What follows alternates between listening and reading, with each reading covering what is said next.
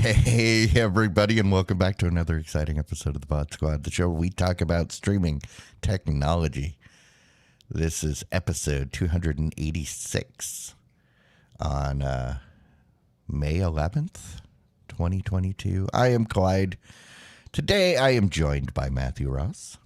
Hey, everybody. Jimmy Trammell. Hey, guys. And Michael Aston. Howdy, y'all. What is up? Sneaking up on that episode 300. Yeah, we're almost 10 weeks, 14 weeks away. Yeah, that's that'll what be next winter again. Will be in November, December. Yeah. I don't think it'll be that long. Well, we normally hit our hundreds in like November-ish. Yeah. So, Just in time for the new wine crop. mm-hmm. Looking forward to that, I'm guessing. Yes. Yes, I am. Yeah, Way to celebrate, right? Yeah. I had a very interesting interaction at work today. I was talking to the ladies in my district office, and they all said, "Matt, you do this podcast thing, right?" I said, "Yes." And I said, "What's it called?" "The Pod Squad." And so she pulled it up and started playing it, and we had to talk about it. So I just wanted to shout out the ladies at my district office. If you happen to listen to this, hi. And at this point, if you feel like it's a little weird, you can listen as much as last, or you can cut off early. It doesn't matter to me. Whatever. But still, thanks. It was good to watch. Yeah, I mean, so what did they say?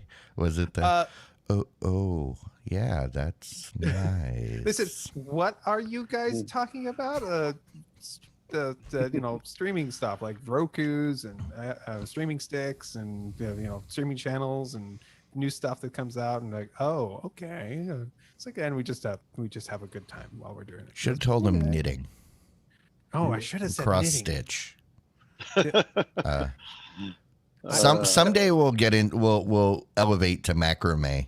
I was going to say, I would not be surprised if one of these days we have a This Week in Macrame Crochet. pre-show. The crochet, the crochet episode. I'm sorry, that was Macromedia, not Macrame. Oh. Is Macromedia still around?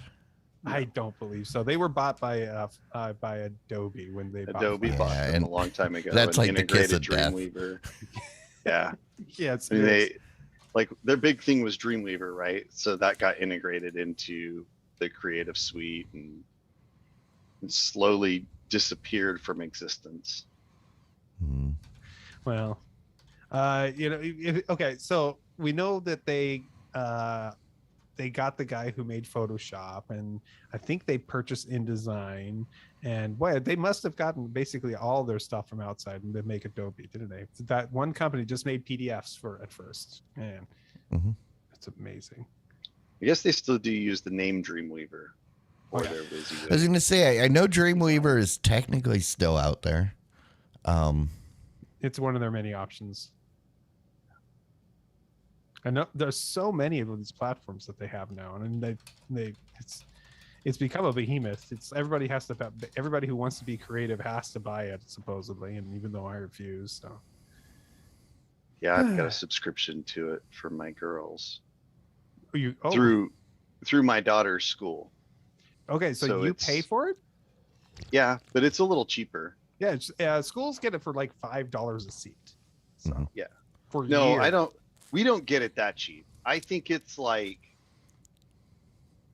$10 a month. So instead of. Oh, okay. You're paying for it directly, not through the schools. Right. So the school district can get, as long as they. You're getting the student discount from Adobe, right?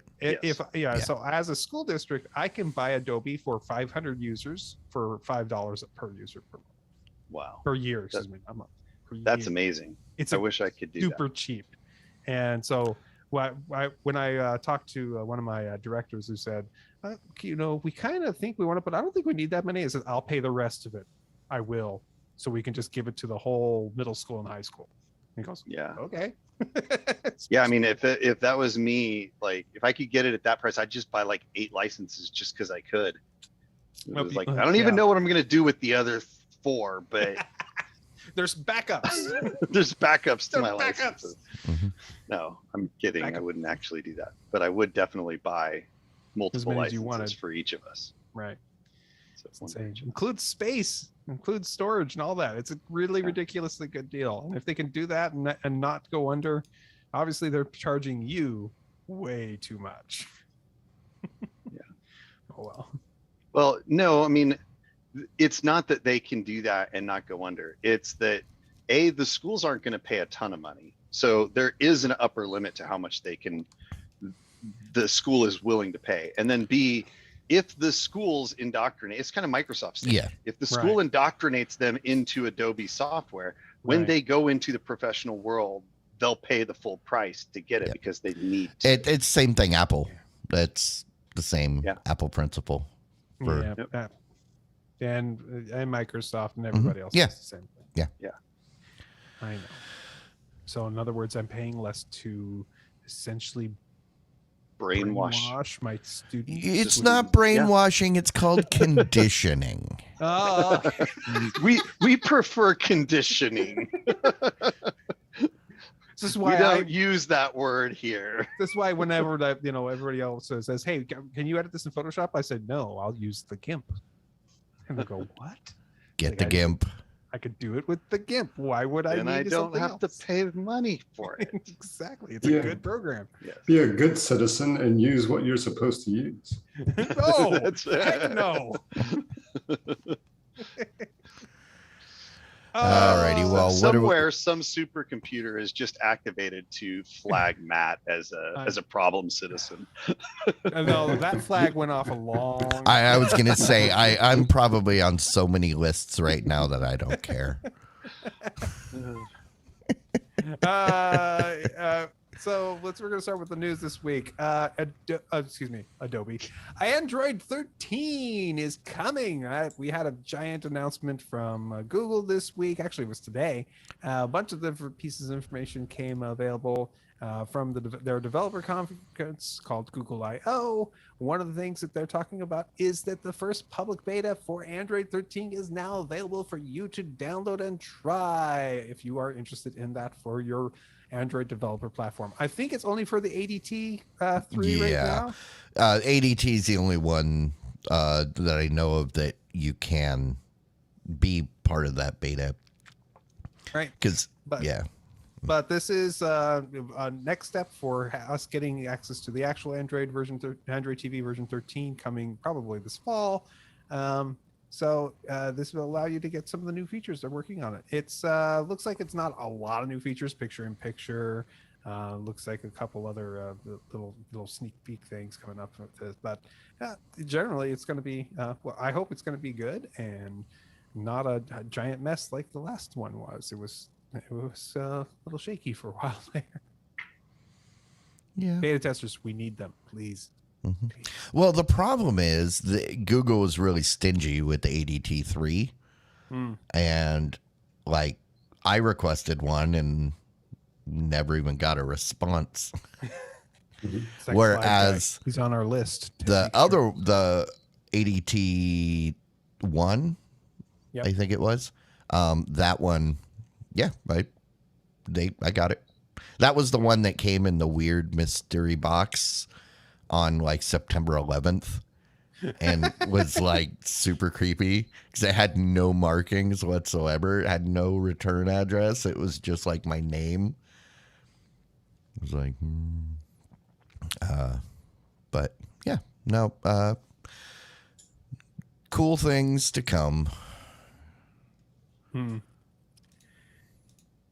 So looks like Apple's been having some issues, especially those users who are using the Dolby Atmos audio features. There's been a thread on Apple support forums. It's been around for a while And it's got 25 pages worth of people yelling and screaming about it now, which is sad, about people having trouble with their external devices that use the Adobe Atmos features. Things like stuttering, not syncing, audio just going out completely, and so this is becoming quite an issue for Apple. And I don't know, is this something? Has Apple actually said anything about it?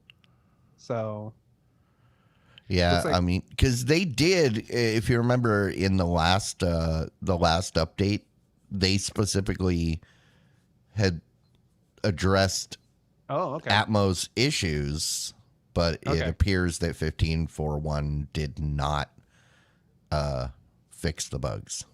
Okay. Yeah, no, this would be super frustrating, especially now that a lot of apps are releasing or adding Atmos option, because before there wasn't a lot of streaming services that offered it, but we've been talking about it almost weekly with new Atmos options out there. So what do you think, Jimmy? I wonder if it has anything to do with the setup, because I've not experienced this. But are you using Atmos?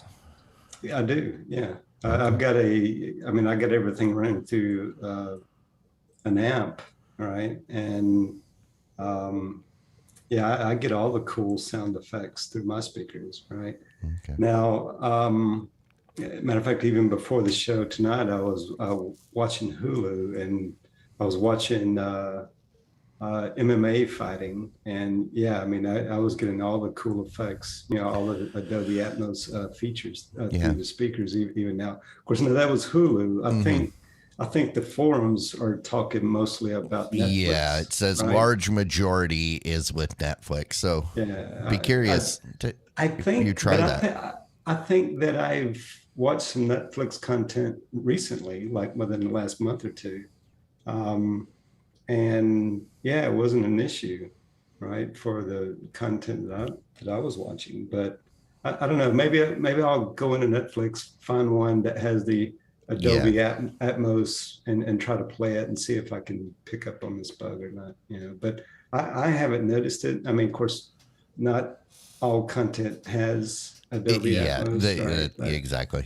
But I know for like Hulu and Paramount Plus, those two in particular, I get it all the time. I mean, it works just fine.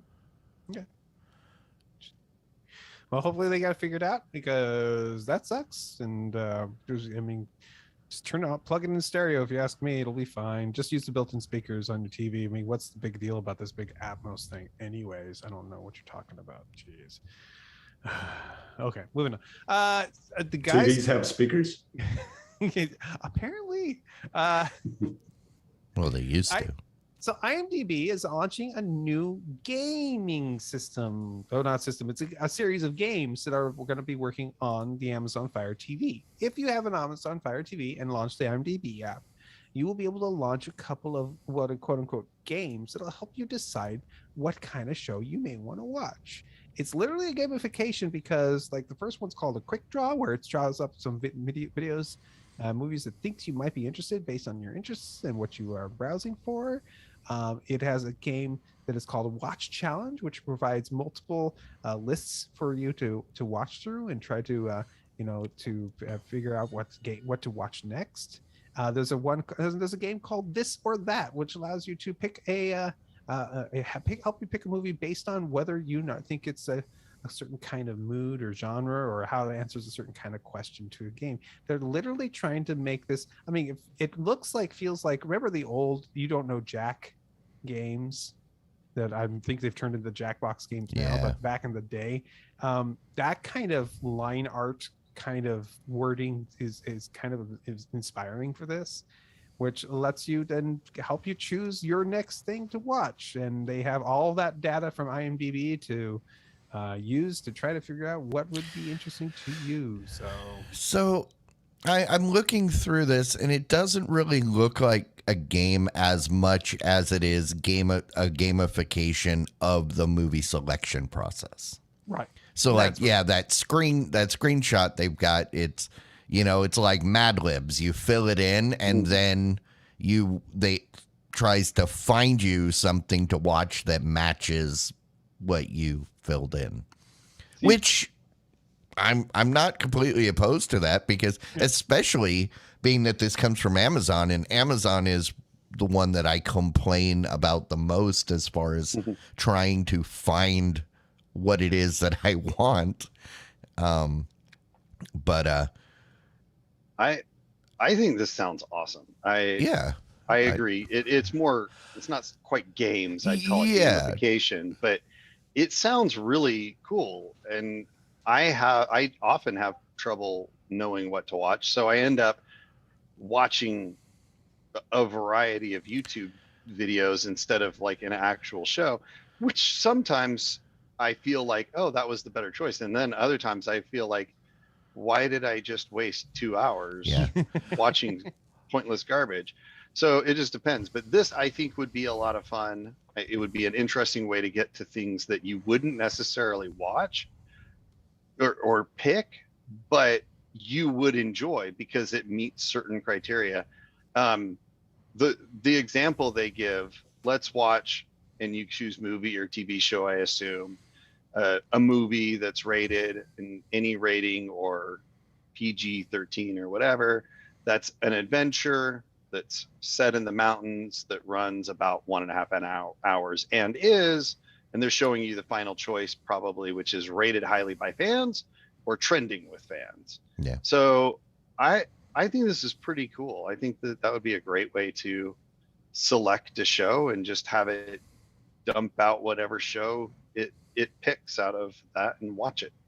I'm all game. I'm game. Hopefully they get the Evil Dead. Yeah. Do you want the blue pill or the red pill? I feel like this is such a problem for poor people who have watched way too much television. That they don't want watching. Well, I mean, there's also the thing that I don't necessarily know what I want to watch. I know what kind of thing I want, but the lack of filters options is, and this is basically acting like that filter. Because like I could tell you that, hey, I want to watch something funny. And, I've got criteria, but the only option I typically have on most of the services go into comedy. Right. And then it's like, then you're just digging through movies with no context. The downside to this is Mike is pretty much the only one of us that can use this. Right. Because it's for the Fire TV. So yeah. I'm excited for that. So I'll try it. You're excited for the fact that you're the only one? Well, that's part of it for sure. I like to maintain my superiority. You want to be elite. And exclusive. Feel elite. Yeah. Okay. The other thing that I would say is that, yes, Matt, this is solving a first world problem. But that doesn't mean that first world problems don't need to be solved. Hey, first world problems are still problems. Exactly.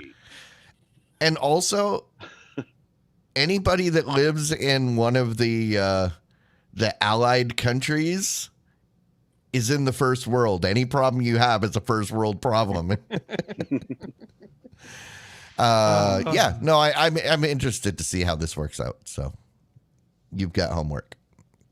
All right. I'll let you know. Okay. So Redbox, the box that is outside of your various grocery stores, or they're blue if you go outside your Walmarts. I don't know why they chose to do that. That's an interesting choice on their part. Isn't Blue Box a different company? Yeah, I think it's a whole different thing. That's Walmart's version. Yeah, no, they're still called red boxes, even if you walk out in the blue at Walmart. I think they just like Walmart blue, so they decided to make them blue. So, those devices and also the streaming service that Redbox has set up has been purchased by the company called Chicken Soup for the Soul Entertainment, which you I believe we talked about them earlier because I think they've purchased other things. that Yeah, have they come up. bought Crackle from And Sony. Sprite Picks and popcorn flicks. So Yeah. they've actually been purchasing a lot of these little, actually medium identity streaming services out there. So this is cool, and they're making their own little mini media empire out of all these things. So Redbox was not making money. They were pretty much. They part of that purchase was including purchasing all their debt. So let's hope that they are able to turn things around and can make this happen.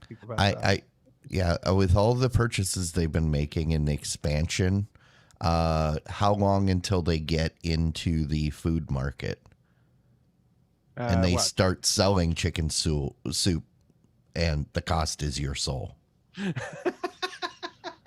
They will give you chicken soup for your soul. For your soul.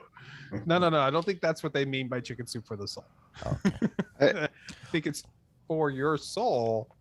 They used to have, I think it was books, right? Like that were called that Chicken Soup for the Soul book. Yeah. Or something. And man, just the name, I don't know why, but it's like it's like nails on a chalkboard for me. It just, I hear that name and I just get a little nauseous. Yeah, I mean, didn't they buy Hallmark Channel as well? Or did they split off of Hallmark Channel? There was something with Hallmark Channel. But what if they made chicken soup for like the soul, like they would feed it to the fish? Oh yeah. Does anybody make chicken soup for fish? I think That would be SOLE, right?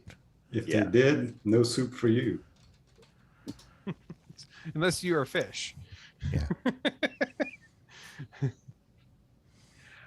Okay, YouTube TV has decided to make a version of their platform that is a separate tier. It only has the Spanish-speaking channels. So that means that you'll be able to pick up the base plan, which it has some things in it. The Keep It base plan is available for let's see what the prices are for this.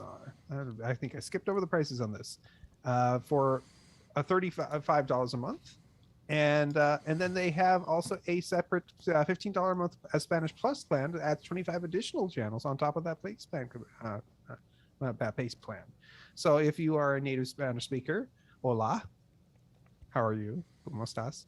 I'm not a very good Spanish speaker, so and you now have an option to pick up these channels through the streaming service without any of those pesky English-speaking channels if you don't want them, and it's slightly cheaper. Yeah. Now, the question I have is: are they going to split off the Spanish channels that are currently on my service, or are there? I think there was only a few on there, and make it so maybe our base plan would be cheaper as well. Wouldn't that be nice? It'd be nice if they do the same for Ukrainian and German channels as well. Oh, okay. If only they would do this for English. They're always doing everything for all the other languages. When am I going to get an English offering? Wow, man. A special English offering. I think it's called Earthbox. But are you talking about the Queen's English? I think that's called Earthbox. Earthbox. I want to see. I don't know if you guys can hear that. My house is shaking right now. I want something that's dubbed in Canadian. So you get all the boots and the sorries. Somebody should totally, for a comedy show, do that. Eh? We should try that, eh?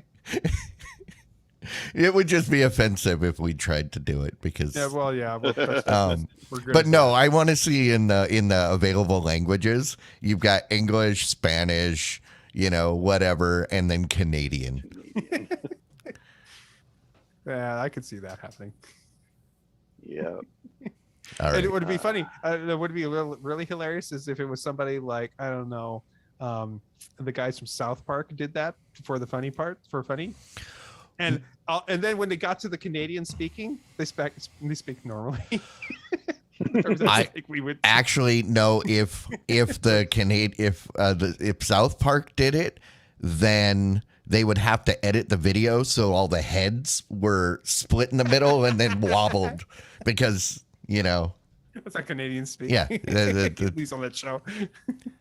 So I would pay to see that too. Any show, I don't care. I want to see them graphically edit and then make the heads wobble. I think All this right. is a good move on YouTube's part, and Sure. and it'd be interesting to see if they do move out into other languages as well. But I think this would be a first, good step in that direction. Yeah, Mhm. absolutely. All right, so it looks like this next story is a story that covers two things, and one of them is one that I think I also doubled it up, so we'll be skipping the other version of it. We'll talk about it here. Xbox is rumored to have this Xbox streaming device, this streaming stick. And about 6 months ago, they actually announced that they were thinking of having this, and they said it'll be in about 12 months. They re-announced that they're still working on it, and it'll be about 12 months, thus pushing themselves a little bit further down the road. I think they need a little extra time there. They've also said that they're going to have this working as an app on Samsung TVs as well. This will allow you to play the Xbox Cloud streaming gaming if you have an Xbox Ultimate service, and then you will be able to play those games directly on those devices without any Xbox required, just like you would be able to stream it on your PC, but on your 4K TV. This would have been great 2 years ago. No, gonna be great now. I think this is right. Because they've made strides with the cloud streaming recently, and really the only way to get it on your TV was to buy an Xbox. So this is a way so that you don't have to spend like $600 on an Xbox that probably isn't in stock anywhere anyway. And yeah, I mean, because It's just streaming. yeah, I don't Google's think been they doing this. with their streaming I mean, stick. they could have done like they did for the Samsung, which that Samsung TV is probably running Tizen, which is a fork of Android. So it probably wouldn't have taken them too much effort to put it on Android TVs.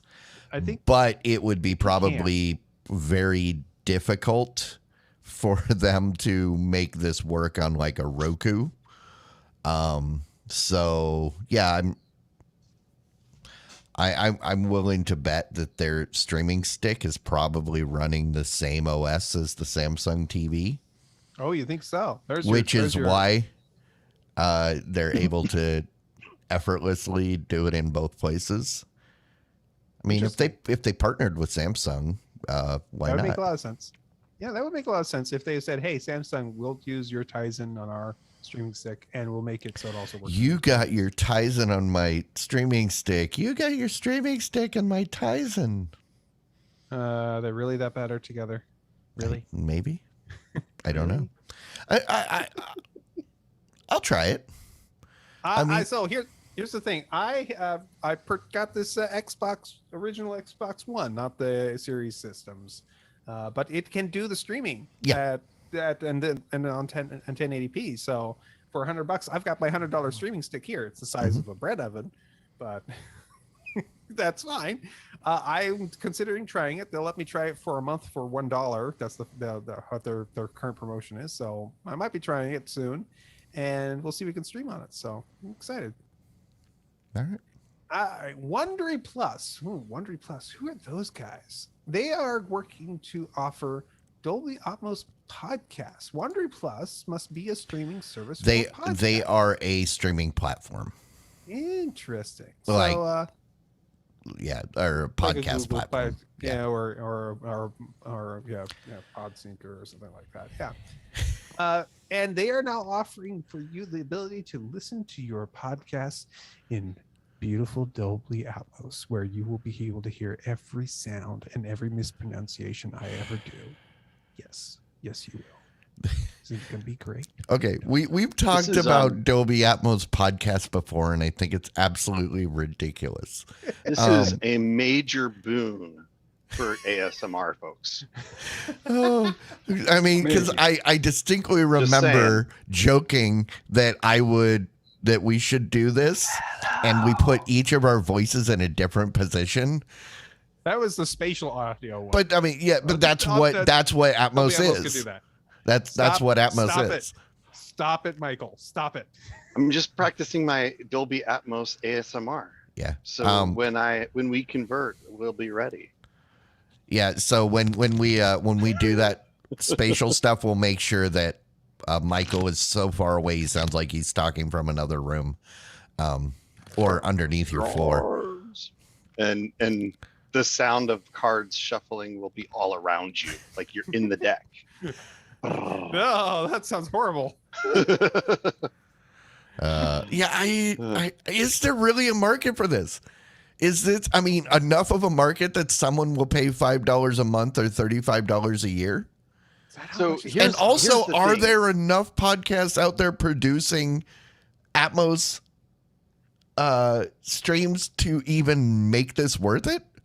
Well, If you think about like War of the Worlds type content, right? Mm. Like if you were doing that kind of thing, I think that it would significantly enhance the experience. I think your average typical podcast type stuff, absolutely no value whatsoever. yeah. But if you're doing like a radio show, a radio opera or something like that, then I think it makes sense. So, see, I think Mike's on to something there. So, yeah, and that's exactly what I thought about when we started talking about this, right?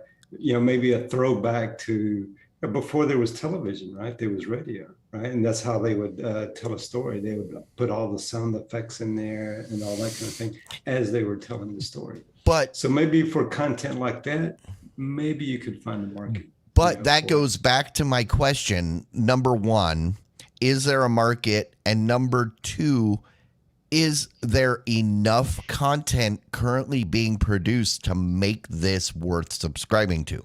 Not only does the content have to be there, it has to be content you want to hear. Well, I mean, yeah. So, and that's where I was getting at with the money. But this is a chicken and egg thing, right? So, I mean, right now, today, I'd say no, there's probably not.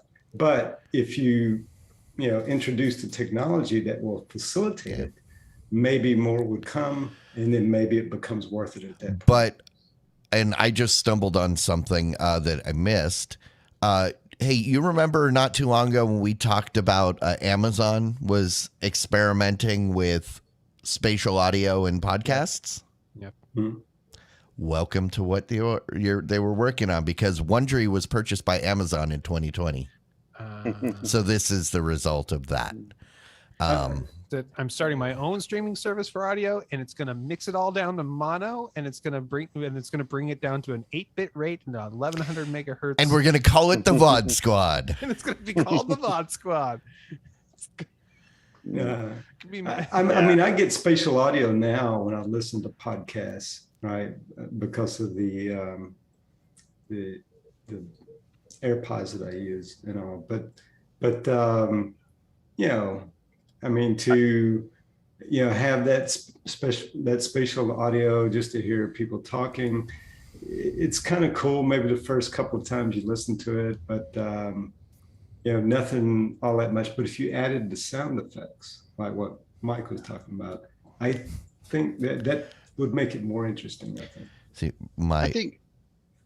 I think that it makes a lot of sense. I agree with the chicken and egg statement as well. Though, like, think about 8K, right? Like 8K TVs came out, there was no content for them, so why would they make them? Why would you buy them? Eventually the content gets made. The technology to do it has to precede the effort to make it, though. But my point was, they're offering the subscription to this service. Why would you subscribe if the content isn't already there? Yeah, it doesn't make sense to that's subscribe right now unless you are it's the same thing as the 8K TV. Why would you buy an 8K TV when there's no content? content because you've got the money, you can afford it, and there might be a tiny bit of content that you want to see, and eventually there will be content beyond that. So I think there are a lot of people, for early adopter type people, that are willing to get involved in things just to make sure that they see the vision come true of what it can be. Yeah. It's just a question of whether or not this is that item that is enough to justify it. Can they get enough people to make it profitable and survive? Well, and also it's owned by Amazon, so do they really care? Right. Yeah. I mean, I think that the other thing to think about is that we are still seeing an effort of evolving the mediums that the internet provides and makes possible. So, just like we're exploring how to use VR and AR and stuff like that, people are still exploring how to best utilize the internet and the availability of things.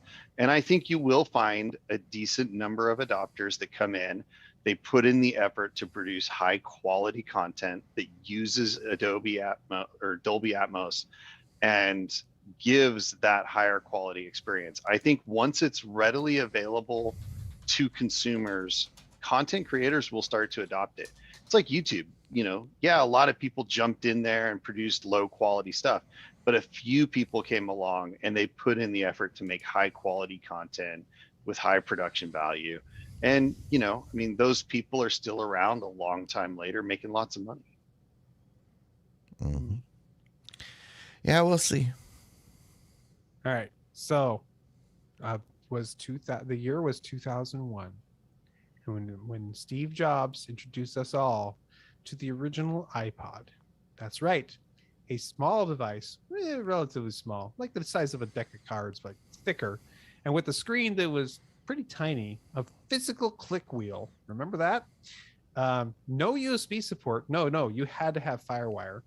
Yeah, it was kind of not that great of a device, except for it was kind of a pretty good device because, I don't know, it somehow caught on. It became a popular thing. The iPod kind of took over the world for a while there. In fact, podcasts were named after them. No, they weren't. Amazing. At least until Zoom came No, along. the guy that created podcasts predates the iPod. Oh, okay. Fair enough. That's probably true. It's personal. It was like personal podcast, or I think that's what his reasoning was. Interesting. Well, it's associated with the iPod. Many people think of it that way. That's true. Yeah. That this device has been carried on and has been now killed. We've now finally seen the very last line of iPods been discontinued by Apple. You are no longer going to be able to buy any more iPods. The last line was the iPod Touch, which was basically a super thin version of an iPhone with no phone.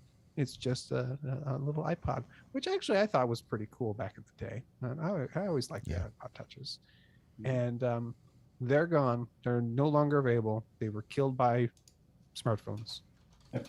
Just a little sad. Yeah, once the smartphone came along, you could see the writing on the wall, right?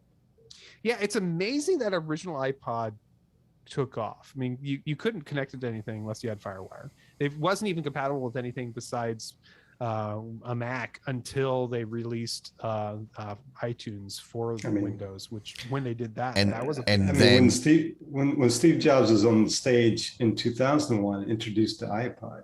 Yeah, but then in 2007, he introduced it's a phone, it's an iPod, right? It's an internet communication device. Only took him a couple times to say that for people to finally figure it out. Right. And then, I mean, as soon as that happened, then you knew that was the beginning of the end. Well, so I think they buried the story here. I think the real story was they were still making iPods. Yes, they were. Up until like now. I thought the iPod was completely dead like 5 years ago. Because they killed off like most of the line, but apparently not all of it. Just this iPod Touch, like what Matt is talking about. That was the only. But that's what I'm saying is standing. That's news to me. I had no idea that they were still making those things. Well, really, the traditional iPod in the traditional sense has been gone Yeah. for even longer than that. They got rid of the Nano and something else in 2017. Classics. Yeah, mostly the for classic and that. those were 2017. The, So about 5 years the ago. classic was the one that I'm thinking about, right? That's been gone for years now, but and I think the only one that lasted was just this iPod Touch. I remember years ago I bought my daughter one, right? And she liked it. She would use it for music, and all. But I mean, it had a good run. For its time, it was innovative for its time, right? And all. But once the smartphone came out, that was it. It was the Nano and the Shuffle that were discontinued in 2017. The iPod Classic was in 2014. Right. Yep. So, all right. Well, they're out there while supplies last. If you desperately need a iPod Touch, you better go try and get one now because they're not making any more. They're apparently completely sold out in the U.S. Apple stores. So if you're looking and you see one on Walmart or something like that, that's your Your only best chance. bet, your only chance. So, yeah, I mean, I wonder what group was still using this, because I looked at it, I was thinking, oh, that might be good for like little kids. Yeah. You don't want to buy them a nice device, but it's still $200. Yeah, exactly. So it's like, who's using? Nope. Like that's why Shuffle- my kids got Kindle HD tablets. right. Like, cause like I could see the Shuffle where that was like $40 or something like that. You get that for kids. Even today, that would still be a reasonable thing for a kid to have. But yeah, $200, and you can get a decent tablet for that price. Right. It just doesn't make any or a sense. gallon of gas. Or a gallon of gas. What, you can get one for that much? Man, You fill gas. up one tank. Nice. All right. All right. Hey, so Starlink is that amazing internet service through the satellite systems brought to you by the powers of low and very many little tiny satellites. One of the things people have always been talking about this is how once you get it, it'd be really nice to be able to take it and go wherever you want with it. Unfortunately, they basically geolocated you down to a certain location, so you were not able to take your satellite dish wherever you wanted to go. Looks like they are now allowing you to have that option. They're charging you $25 extra a month. Yes, that means a whole entire price of $135 a month to enable this. Will allow you to travel around with it. If you do move within an area within like a couple of months, it looks like they're going to ask you to, like another country, they will ask you to go ahead and change your registered address on it. But otherwise, it should be just fine. And will allow you to go, and also they will want you to stay within your own continent. If you like decide to go, somewhere else entirely, it's not going to work for you. So. Yes. Why that is. So I guess they won't allow a PO box for a billing address. I actually don't know. They might. For a billing address, probably not a service address. Yeah, not a service address. I'm happy they're allowing the option. I don't understand the extra charge, but it's available. People are willing to spend that much because then they could be mobile. That's cool. Yeah, I mean, I assume that it's either one of two things. They just want to get paid more money and there's no practical reason, or B, it's got something to do with load management and stuff. Yeah. Which, knowing where people are statically allows you to allocate resources a lot more effectively than, well, all of these people could be anywhere in the US or the world. And so and that's the point I was gonna bring up, is the fact that they currently deploy satellites to where they need coverage, and that need of coverage is determined by how many subscribers you have in a specific area.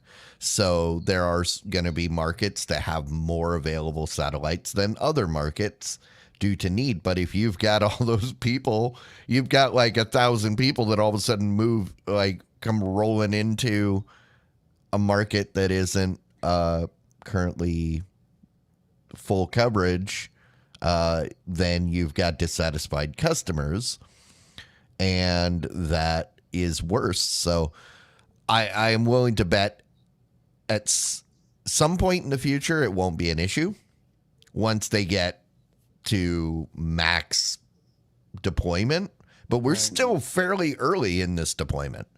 The fact that they've got as many satellites up there as they have in the last couple of years is huge, but they're still sending them up. So and you're looking at, you know, whether or not they have them in other countries as well. Like you said, that it's only in the country where you register. You know, they don't have full global coverage yet. And that's also why they listed the portability is offered on a best effort basis, that the stationary customers in that market have priority. Yeah. Which, yeah, totally. Well, if I was RVing across the United States and I wanted to have they at least have the option of having internet no matter where I go, I think it'd be worth it. That'd be absolutely awesome. Quite frankly. Yep. So Xbox Cloud Gaming is, you know, able to play all kinds of cool Xbox games. Well, that's the one we already talked about. Yeah, I know. And you know, Fortnite is an Xbox Cloud game. Do you know that? It is now. It wasn't before, but yeah, Epic decided to work with Xbox. I wonder how much. Oh, okay. So what is this going to be on that new Xbox streaming? Absolutely, chip it's going to be on thing that's on the Samsung. It's going to be on that too. It's also available right now on your PC or on your Xbox or any other platform that can play the Xbox Cloud Gaming. Yeah, so Except Apple, obviously. You can on those because you can play it through Safari browser. Because Apple doesn't like the Fortnite for a reason. I can't remember why. So you have to pay to play the Save the World campaign against AI villains. That's always been true. That's always been okay. true. That's what I was going to ask. Is that standard or is that? Yeah, no. The free version is the PvP, which is what everybody likes playing. Yeah, that's what. So see, that's what I would probably not want to play because I just don't like getting ganked every time I turn around. Here's the greatest thing about this is that normally you would have to pay for an Xbox Cloud Gaming service, $15 a month for you to play an Xbox cloud-based game like this. Nope, not this time. It's completely free. All you have to do is have a Microsoft account, sign in, and start playing. It's just basically free on the platform. It's the free game to try. If that's the game, I can try streaming right here, right now, without paying a dime, and see how Xbox Cloud Gaming is. And you can try it too. So that means that you are going to be able to try this at any time with any of your streaming, any of your programs too. If you ever wanted to try it out, here's your chance. I think this may be a system that doesn't. I think it's the kind of the game version that they play on the Xbox is basically the Android version. I could be wrong. Maybe it's the PC version, but I don't think it's quite as the full PC version. And you may not be able to do cross-play with PC players with this right away, but I suspect they're going to work on something like that. So all you iOS users rejoice that you can play Fortnite on your iOS device. And make sure you say thank you, Microsoft. I wonder how much money changed hands, and I bet you Microsoft paid handsomely for that. You know, Microsoft wanted to do it just to piss off the Apple, Apple. You said no Fortnite on your devices? Hey, we like your customers more than you do. No, I'm thinking Fortnite was happy to do this because they were able to, be angry. No, that's what I'm saying. Both of them, Epic. Both of them together, got to piss off the Apple. imagine all the other streaming services who could have picked this up. So Stadia was obviously Mhm. one of those options, especially since they also have free games that are available on their platform. That seems like a natural fit. This is the first one from the Xbox Cloud gaming system, so that's cool. If Luna could have done it, or even the guys from the Sony guys could have done it, because they have a lot of people who work on the Fortnite stuff. So, good job on them. Yeah. I have to say, it's a good I get. think it's funny. So I might actually try this only to test streaming, but because again, you're gonna have to go find an iOS device. No, I've got to do it on my Xbox. No. I'm saying you. Never mind. It's the same thing. I know, but see, I could try it on your on my, Xbox on, device isn't actively trying to prevent it from being played, though. That's the point. An iOS device is not actively trying to stop YouTube from accessing a website, which is what it's doing when you use Safari. So, I mean, if they were, that'd be really weird, really sad. All right, Spotify as a kind of a interesting stations app. Never really heard of it, but it's kind of like Pandora, where you're able to choose based on a certain song or a certain. Yeah, I use it all the time. I call it radio. Yeah, well, that stations app is gonna be going away on May 16th. It is going to be something that you will not be able to use on May 16th. It is already not available if you were trying to search for it on the Apple Store or the Google Play Store. Okay. I don't think that's an issue. Because who would use that? Because that feature's been in Spotify itself from the beginning. You go to any artist and next to the artist, you can click. Even while you're in the middle of listening to a song that it recommended, if you click on the options, it says, you just choose start artist radio with that as your source. And then it goes off on its, your merry way and does all this. So I never understood why this stations app existed. So apparently nobody else did either, because it was an experiment and it clearly wasn't as big of a success as it needed to be to stick around. So they're killing it. Yep. I don't know. Yeah. I do not know. All right. So who here likes John McEnroe? I like when he throws his racket and throws a fit. Okay. Jimmy, you said you do? Yeah, I like John McEnroe. All right.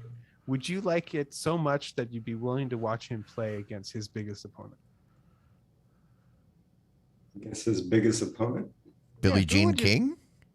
Actually, I don't know. So beyond Borg? No, obviously. It's himself. He's going to play against himself because, he's all in his own head. In fact, what they're doing is ESPN Plus is setting up this way for him to play against a virtual version of himself. I don't know how this works. I know this is totally just somebody just figuring out a really weird way of getting VR or AR or something to have an interesting game. I know it's basically a stunt and a trick in order to get people to watch this stuff, but God damn it, it's a cool trick. Will it? One question: will it be filmed on Canon EOS Rebel cameras? It better be. And he better stop and look into the camera. That was Andre Agassi. Was that Agassi? I thought it was McEnroe. Okay, I don't know my tennis guys. I think McEnroe did a camera ad too, and I think it was Canon. Yeah, I thought it was Canon. It was the Canon Rebel, right? That's what I thought, because he was the Rebel. I like McEnroe because he and I are about the same age. I don't know. This sounds like it could be interesting, the virtual version of him versus him. And if it's like a younger version of him versus him as current age, does that mean the younger version of him is going to be that much faster? And I don't know. It seems kind of like not fair. Because he's... oh, well. I do not know. All right. So there's a new agreement between the United States government and the ISPs. They are now producing a version of broadband for houses of low-income households, which will be allow you to get access to 100 megabit internet for a low price of what is it, $30 per month? That's not bad. They're working with several ISPs, but we're going to see a lot of the big names on there from AT&T, Comcast, and Verizon, providing at least 100 megabits of down and internet available to the household with a subsidized price of going down to $30 a month. So what is the threshold? Does it list anywhere? If I remember correctly, the threshold is that the household has to be 200% or less of the federal poverty guidelines which is so it's probably based on where you live. But that's what I'm trying to figure out. I'm trying to figure out how close I am to the poverty line, and can I get discounted internet? Well, find out where your poverty line and where you live is. We'll have to look that up, and then getinternet.gov is where. So does that mean pretty much everyone that lives in like Malibu is gonna be cheap 100 meg internet? Cheap. Yeah. I mean, because 100 meg is more than I ever see. And yet I'm paying like $100 a month. I'd gladly pay 35. The thing is, can you find a 100 meg for $30 a month already? I mean, I'm looking at AT&T's website, and my only option, they've got 300 meg for $55. I'm paying for a gig. I never see it because it's cable. And my only other option in this house is DSL. And which would be like maybe 10 megs. Yeah, DSL can be really crap and it can be okay. Like yeah. 65. It depends how close you are to the central office. Right. And I have no options. There is no fiber. The only other option would be satellite, but that's going to be just as expensive. Right. More. And, sometimes I do see like maybe 200, but rarely. So just so you know, the federal poverty level is $13,600, another $4,200 or $4,700 per additional family member. So it's pretty low. Yeah. All right. Well, I probably don't qualify. How about if you're on Social Security? You might qualify. I don't know. Yeah, go to getinternet.gov to find out if you do qualify. Here we go. I don't know anything about this story. I don't know why I opened it. It's all about watching everything that we used to watch on Netflix and how they're available on other streaming services. I don't think this is a good story for us. Yeah, I don't think that's the right story. I think you linked in the wrong one. Oh, did I do that? Because the next one is about Netflix's ad-supported plan and password sharing fees that may arrive next year. Oh, really? Tell me all about it. Well, I got to open it. I'm sorry. Well, I mean, we've already talked before that, Netflix has kind of come around on their idea that they will never have ads and are starting to say, we might need ad-supported plan. It's amazing what the huge change was as soon as they had a bad quarter. Mm-hmm. Everything seemed to change for them. They a lot of the shows that they've canceled, or the ones that they said they were going to do, they're not going to do anymore. Mm-hmm. It was a huge turn for them, really. And now they're thinking of doing ads on the platform. It's quite interesting. As long as they keep a 100% ad-free option, I don't care. I think it's good. This would be a cheaper ad-supported plan. But if they start doing what other services like Hulu's ads are ad-free, where 75% of the shows you watch still have ads, I haven't seen ads on anything. The only time I ever see ads on Hulu is if it's from a channel that requires them to play an ad.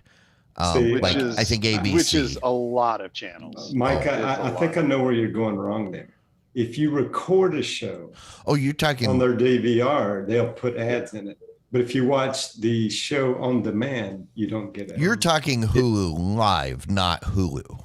Yes. Okay, that's where you're. Yeah, because Yeah, like if I want to watch the Boise State football game, yeah, I don't have ad-free. a choice. I watch it and I have to watch all of the ads. Even if I record it and watch it back, it won't let me fast forward or do anything. What? I have to watch the ads. That's different because you got to remember that Hulu and Hulu Live are two completely separate things. If you're paying for no ads, that's for Hulu, not Hulu Live. No. It's for Hulu because live TV, they can't take out the ads. Even if you record it on the DVR. That's not true. Obviously, if it's recorded on the DVR, you could fast forward through the ads, but they don't let you even do that. That's what makes me hate Hulu. Again, But, Hulu Live. you know, right.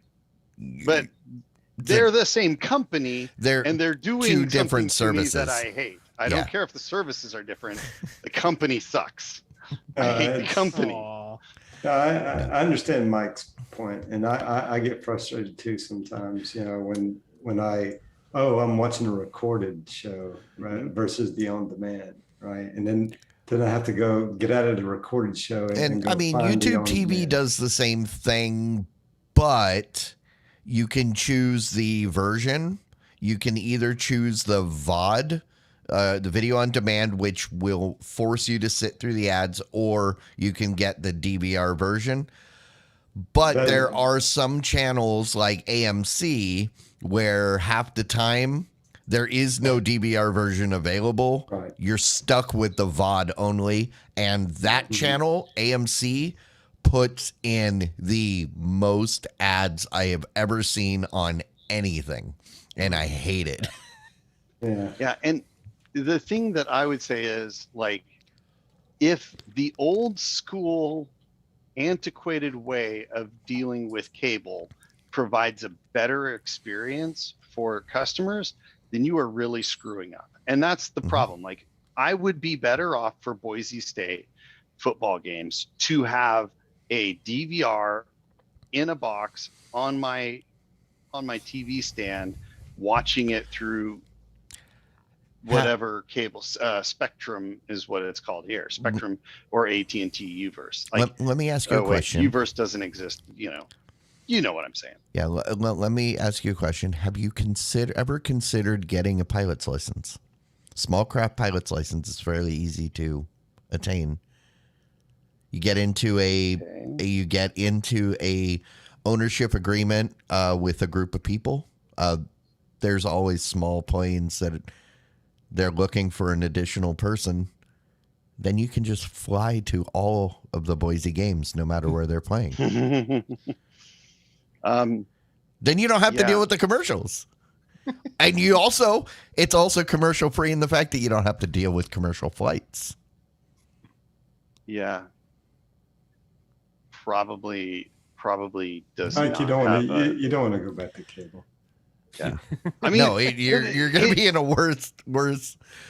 I mean, can you imagine it's getting just- on the phone and saying, "So your agreement has run out. Let's see what kind of promotions you qualify for." Right. No.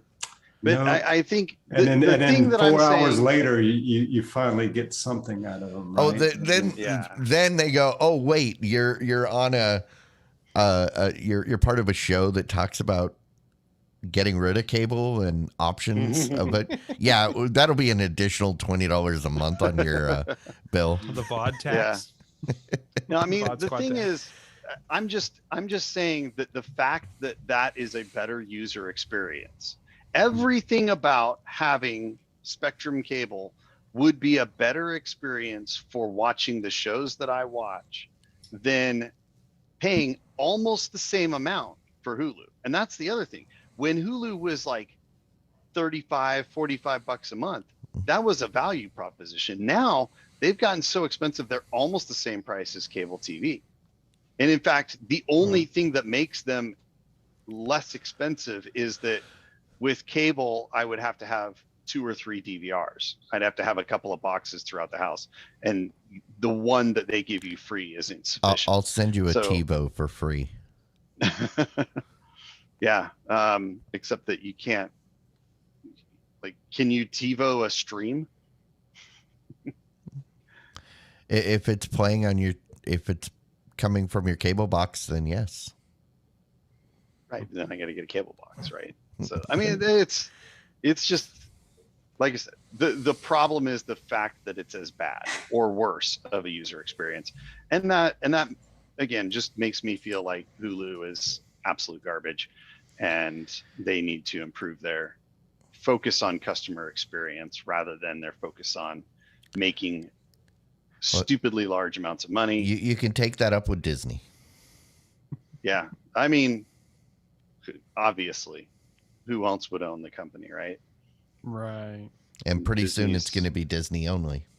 And Disney cares Amazon less about their. will be, No. I mean, Hulu is going to be Disney only because NBC's leaving.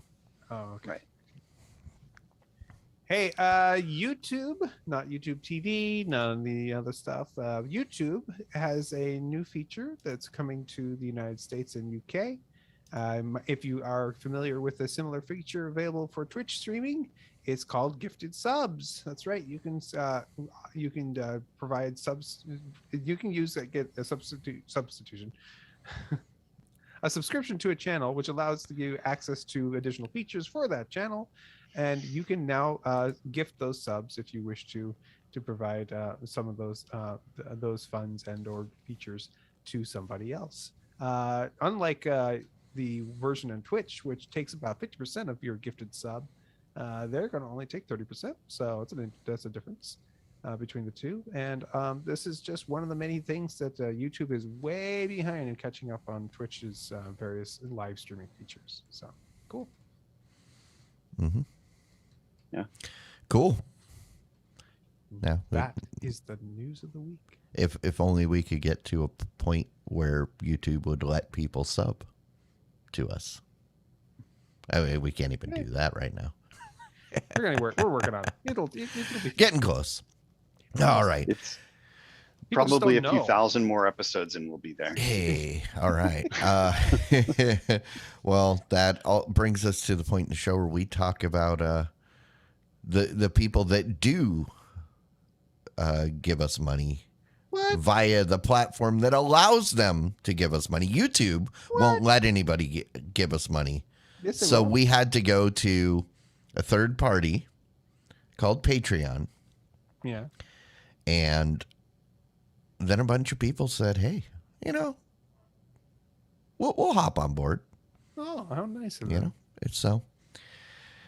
Hey, if you don't want to miss this train before it leaves the station, head on over to patreon.com. Become a patron. Doesn't take much. Only $1. And I don't, I can't think of anybody that has complained since becoming a patron. So we've got 100% approval rating. Wow. Is that's that pretty right? Good.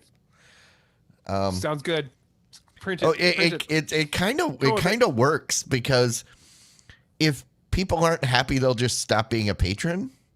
So your approval rating never goes down. until somebody complains. But we're Nobody listening. has. The patrons have a direct connection to us. If they have complaints, they can bring it to us. Another benefit of being a patron. So, You have a better approval rating than Congress. well, that doesn't take much. Alrighty, yeah, patreon.com/thebod squad. And on that note, let's see if the rant and rave button works.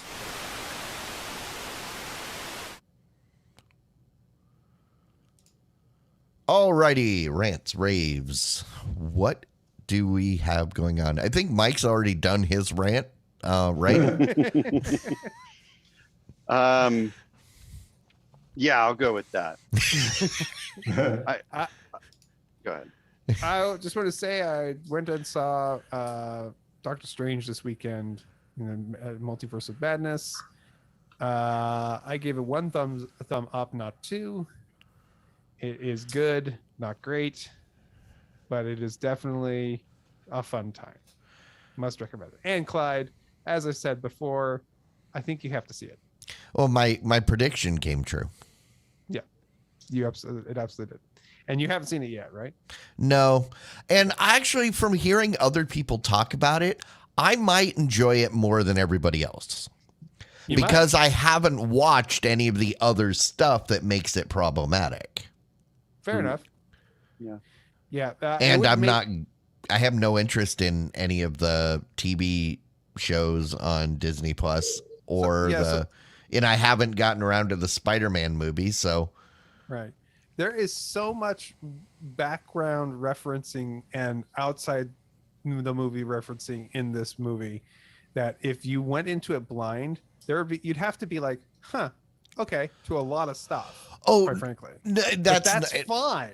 And I'm not talking about that specifically. I'm just talking about most of the complaints I've heard is that it should have been before those other properties because they basically ruin the movie if you know this stuff before going in.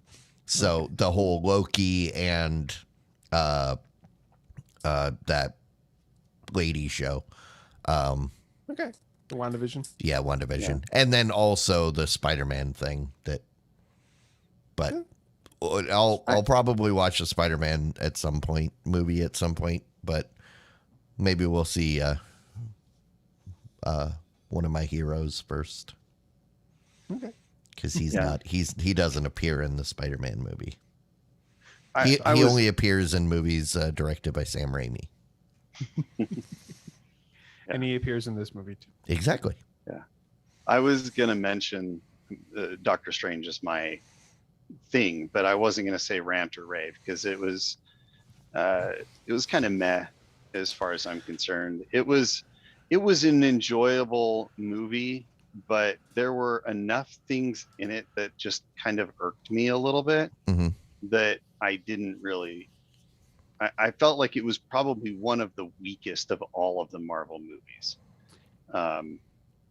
It to me, it felt like, can we do more fan service? We can. Let's do more fan service. It felt like fan service the movie with a Doctor Strange plot. So it's like nothing but upskirt panty shots. Or not that kind of fan service. Not that kind of fan service. No. And some of the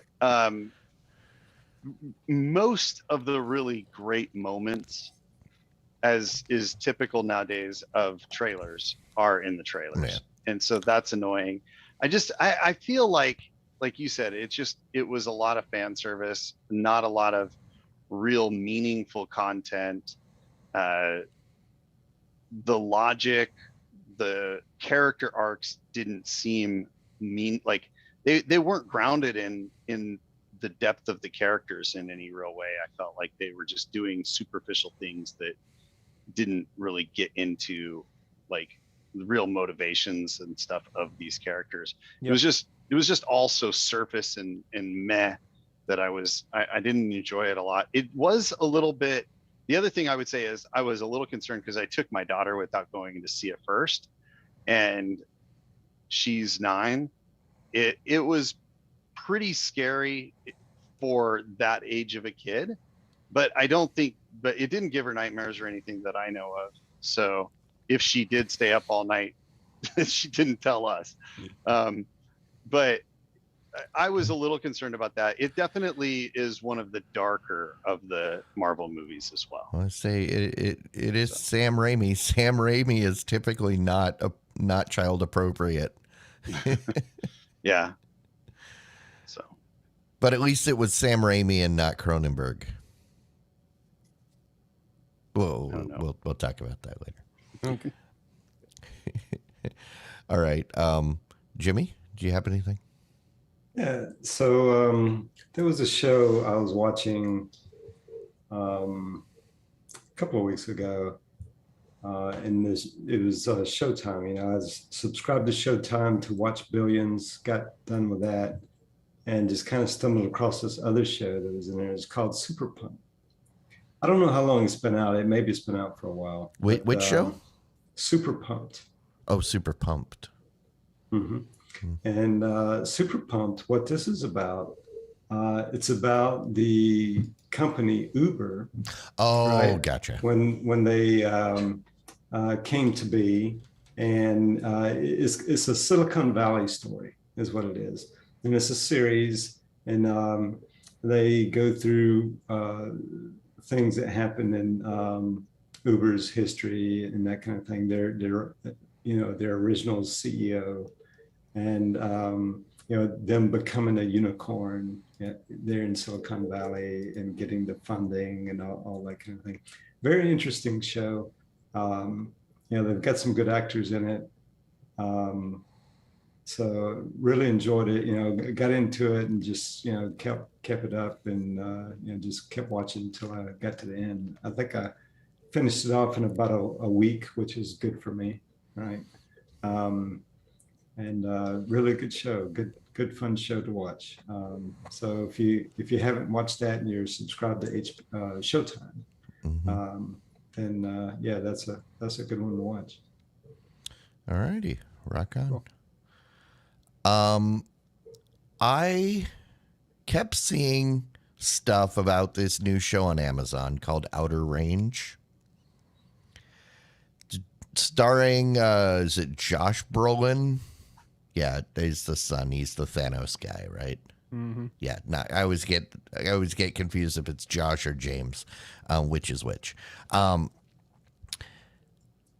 Yeah, this show apparently wants to be Yellowstone, a sci-fi version of Yellowstone, and the premise, I was into it. Yeah. After that first episode, I don't think I'm watching anymore. I was intrigued by what they were trying to do, sort of, but man, it's so hard to watch. It's just terrible. And so save yourself the time. For a minute there, I thought you were talking about Open Range. Nope. Outer Range. But then I just thought of a question for Mike. Mike, like about a year or maybe 2 years ago, you were super excited about this movie Morbius. Did you ever see it when it finally came out? No, I have not seen it yet. Oh. So are you gonna go see it? I will, if I can find a theater that still has it. It's pretty long in the tooth for theaters right now, so it's probably going to end up being a. Will that be on Disney Plus? That's a Marvel movie, right? It is a Marvel movie. I think it's owned by the same Sony. The Sony team. Okay, is Morbius a character that exists in the Spider-Man universe? I don't know. Because that's why Sony would own it. Right. He's in the Blade universe, so whoever owns Blade would own it. Okay. But it does say distributed by Sony Pictures. Okay. So I assume that Matt's right. And which sucks for me because that means that I don't get it in Disney Plus. I'll have to buy it, but that's fine.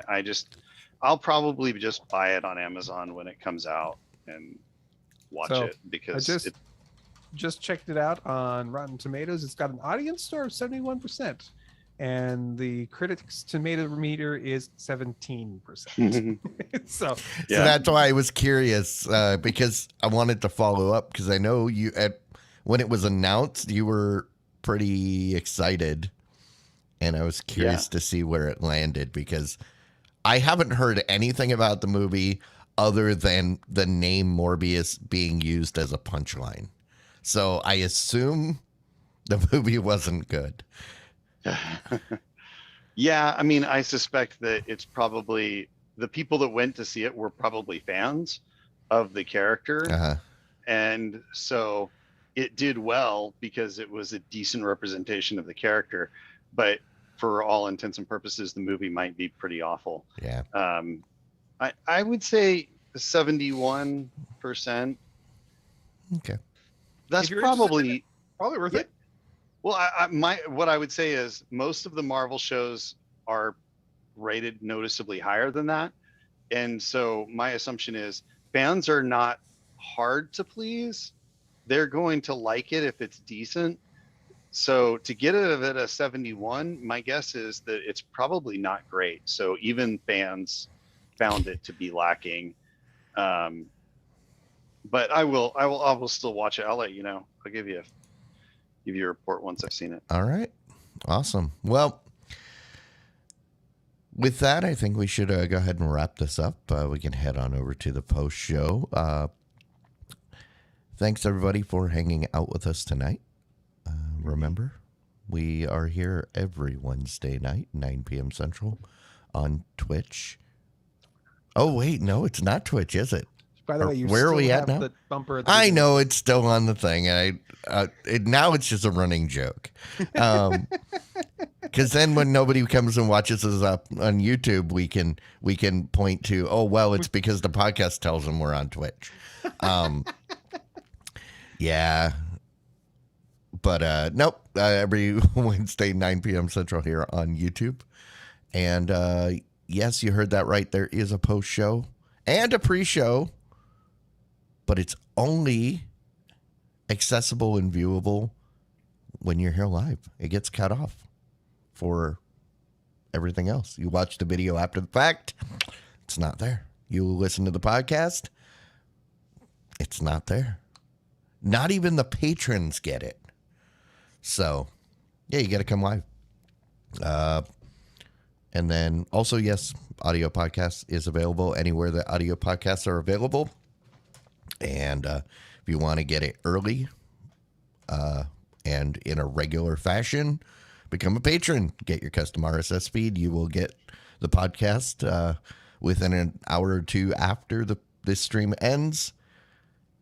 Guarantee it will be there for you for tomorrow's drive, if you have a drive. But all right, let's head on over to the post show. Thanks, everybody. We will catch you all later. All right. Bye. See ya. Bye. Diamond Club hopes you have enjoyed this program.